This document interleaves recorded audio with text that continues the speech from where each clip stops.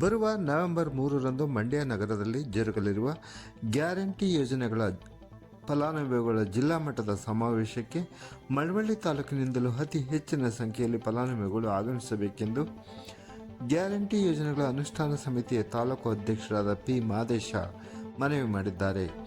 ಮಳವಳ್ಳಿ ಪಟ್ಟಣದ ತಾಲೂಕು ಪಂಚಾಯತ್ ಸಭಾಂಗಣದಲ್ಲಿ ಗುರುವಾರ ಸಾಯಂಕಾಲ 5:30 ಸಮಯದಲ್ಲಿ ಏರ್ಪಾಡಾಗಿದ್ದ ತಾಲೂಕು ಮಟ್ಟದ ಗ್ಯಾರಂಟಿ ಯೋಜನೆಗಳ ಅನುಷ್ಠಾನ ಸಮಿತಿಯ ಸಭೆಯ ಅಧ್ಯಕ್ಷತೆ ವಹಿಸಿ ಮಾತನಾಡಿದ ಅವರು, ಅಂದಿನ ಸಭೆಗೆ ತಾಲೂಕಿನಿಂದ ಅತಿ ಹೆಚ್ಚಿನ ಸಂಖ್ಯೆಯಲ್ಲಿ ಫಲಾನುಭವಿಗಳನ್ನು ಕರೆತರಲು ಸಮಿತಿಯ ಸದಸ್ಯರು ಹಾಗೂ ಮುಖಂಡರು ಮುಂದಾಗಬೇಕೆಂದು ಕೋರಿದರು.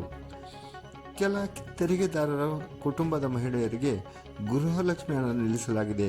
ಆದರೆ ಅನ್ನಭಾಗ್ಯ ಯೋಜನೆ ಅಕ್ಕಿ ಮುಂದುವರಿಸಲಾಗಿದೆ. ಇದು ಗೊಂದಲಕ್ಕೆ ಕಾರಣವಾಗಿದ್ದು, ಅನ್ನಭಾಗ್ಯ ಅಕ್ಕಿ ನೀಡಿದಂತೆ ಗೃಹಲಕ್ಷ್ಮಿ ಹಣವನ್ನು ಮುಂದುವರಿಸಬೇಕು. ಈ ಕುರಿತು ಕ್ರಮ ವಹಿಸಬೇಕೆಂದು ಕೆಲ ಸದಸ್ಯರು ಆಗ್ರಹಿಸಿದರು. ಈ ಕುರಿತು ಜಿಲ್ಲಾ ಮಟ್ಟದ ಅಧಿಕಾರಿಗಳ ಜೊತೆ ಚರ್ಚಿಸಿ ಕ್ರಮ ವಹಿಸುವಂತೆ ಅಧ್ಯಕ್ಷ ಮಾದೇಶ ಅಧಿಕಾರಿಗಳಿಗೆ ಸೂಚಿಸಿದರು. ಅಟ್ಟುನಹಳ್ಳಿ, ಕೆಂಪೇನದೊಡ್ಡಿ ಸೇರಿದಂತೆ ಕೆಲ ಗ್ರಾಮಗಳ ಕಾರ್ಡುದಾರರು ಪಕ್ಕದ 2-3 ಕಿಲೋಮೀಟರ್ ದೂರದ ಸೊಸೈಟಿಗಳಿಗೆ ತೆರಳಿ ಅಲ್ಲಿಂದ ಪಡಿತರ ಪದಾರ್ಥಗಳನ್ನು ಹೊತ್ತು ತರುತ್ತಿದ್ದು, ಇದನ್ನೇ ಕೆಲವರು ಅಸ್ತ್ರ ಮಾಡಿಕೊಂಡು ಸಾಮಾಜಿಕ ಜಾಲತಾಣಗಳಲ್ಲಿ ಅಪಪ್ರಚಾರ ನಡೆಸುತ್ತಿದ್ದು, ಆಯಾ ಗ್ರಾಮಗಳಲ್ಲೇ ಪಡಿತರ ಪದಾರ್ಥಗಳ ವಿತರಣೆಗೆ ಕ್ರಮ ವಹಿಸಬೇಕೆಂದು ಸಮಿತಿ ಸದಸ್ಯರಾದ ನಾಗೇಂದ್ರ ಆಗ್ರಹಿಸಿದರು.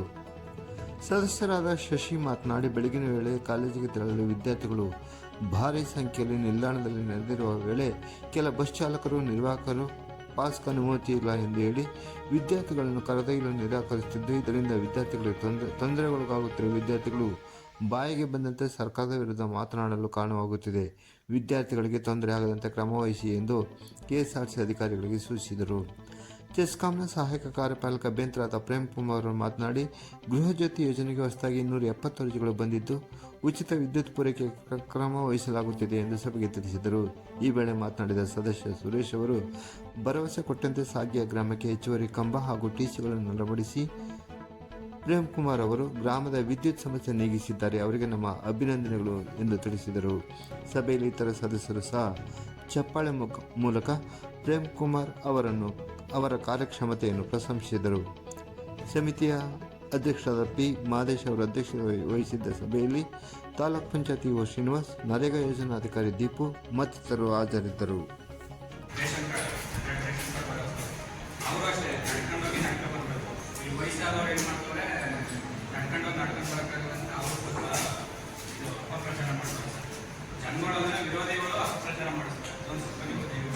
ಸ್ಟೂಡೆಂಟ್ಸ್ ಮಿನಿಮಮ್ 3 ಬಸ್ಗಾಗ ಸ್ಟೂಡೆಂಟ್ಸ್ ಇದ್ರು. ಜನರು ಸಾರ್ವಜನಿಕರು ತೊಂದರೆ ಆಗುತ್ತೆ, ಸ್ಟೂಡೆಂಟ್ಸ್ ತೊಂದರೆ ಆಗುತ್ತೆ ಸರ್.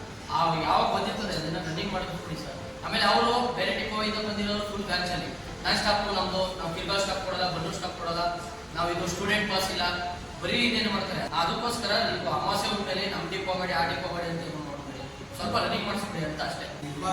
ನಮ್ಮ ಜಿಲ್ಲೆ ಉಸ್ತುವಾರಿ ಮತ್ತೆ ದಿನೇಶ್ ಗೌಡರು ಜೊತೆಗೆ ನಮ್ಮ ಇಡೀ ಜಿಲ್ಲೆ ನಾಯಕರುಗಳೆಲ್ಲ ಸೇರಿ 3ನೇ ತಾರೀಕು ಸಮ್ಮೇಳನ ನಿರ್ಮಾಣದಲ್ಲಿ ಜೊತೆಗೆ ತಾವುಗಳು ಎಲ್ಲ ಸದಸ್ಯರು ಮತ್ತು ನಮ್ಮ ಇಡೀ ಎಲ್ಲ ಅಧಿಕಾರಿಗಳು ಭಾಗವಹಿಸಬೇಕು ಅಂತ ಹೇಳ್ತಾ ಯಶಸ್ವಿಗೊಳಿಸಬೇಕು.